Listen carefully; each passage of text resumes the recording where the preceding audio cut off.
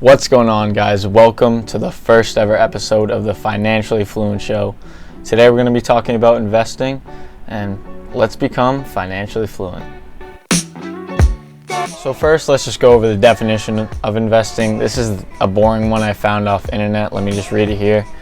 To expend money with the expectation of achieving a profit or material result by putting it into financial plans, shares, or property, or by using it to develop a commercial venture. Now, you might understand that, you might not. Let's just dumb it down with the simple definition of investing that I created, which is spending money with the expectation of making more money as a result. That's all it is. Well, it's not actually that simple, but we're gonna have plenty of videos in the future to help you out with understanding everything about investing. So now you know what investing is, but why invest? There are a bunch of different reasons why you might invest, but some simple ones that kind of cover most of the reasons why to invest are extra income, retirement. You need to fund your retirement with stocks. That's how most people do it. A job. A lot of people day trade or swing trade or trade options, and this can actually become their full-time job. You can grow your money. That's pretty similar to extra income, but we'll get into that in the future.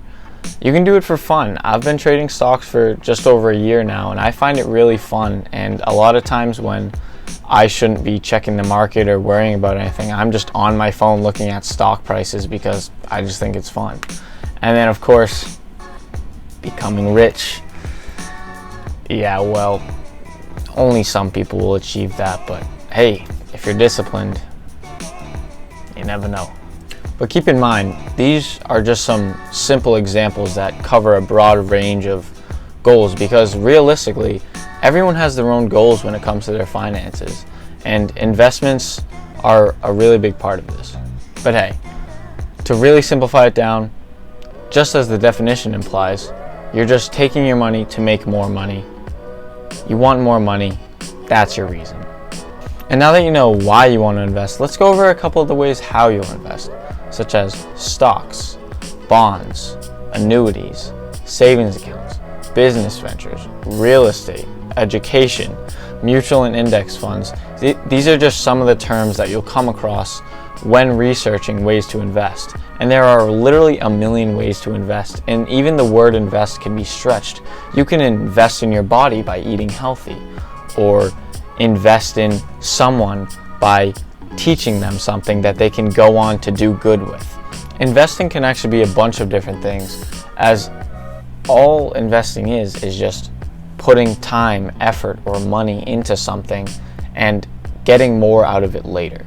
So, and hey, these are just 8 different ways you can invest. There are actually tons of different ways, and each one has their own pros and cons, and you basically just have to weigh the pros and cons and see which one's right for you, so that you can invest your money and time into something that's going to give you the best returns later on.